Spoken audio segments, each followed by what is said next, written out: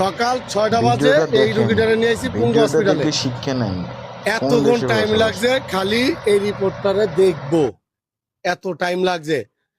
রোগীটার কোনো চিকিৎসা হয় নাই, যেভাবে দিছে এইভাবে আমাদের রয়ে গেছে। এখন বলতেছে শোনেন, এই রোগী এখানে চিকিৎসা হবে না, এইটা ঢাকা মেডিকেলে নিয়ে যেতে হবে, বুঝতে পারছেন? আপনারে আমাদের এখানে চিকিৎসা দেওয়া যাইব না, আপনারা ঢাকা মেডিকেলে নিয়ে যান। কতক্ষণ ছিলাম এই জায়গায়? 6টা বাজে আসছি। এখন 11টা পর্যন্ত। 11 পর্যন্ত কিছু চিকিৎসা করছে? একটা কাম হইছে না, একটা কাম হইছে না। ধরছে, ব্যান্ডেজ করছে?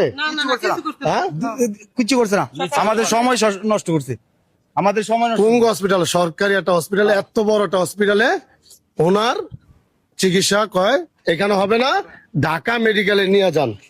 দেখেন এই লোকটারে নিয়ে আইছি, দেখেন পুরো পাও এই যে দেখেন এই অবস্থায় আছে। আমি এটা দেখাইলাম না, আমি বুঝি না, হাজার হাজার কোটি কোটি টাকা দিতেছে সরকারে এই পুঙ্গু হসপিটালে, এখানে চিকিৎসা হইতাছে না। বলতেছে এটা ব্যান্ডেজ করার কোনো দরকার নাই, আপনি ঢাকা মেডিকেল নিয়ে যান। এটা ব্যান্ডেজ করার দরকার কি এখন? ব্যান্ডেজ তো করতেছে না, ওনার পায়েতে যে গন্ধ করতেছে, বলতেছে ব্যান্ডেজ করার দরকার নেই, আপনি ঢাকা মেডিকেল নিয়ে যান। মানে এই কথা বলতেছে, আলা বোঝেন, এটা পুঙ্গু হসপিটাল। এই মানুষগুলা এই যে দেখেন, আমরা কালকে রাত 12টার থেকে এই লোকটার পিছে খাটতেছি, ঠিক আছে?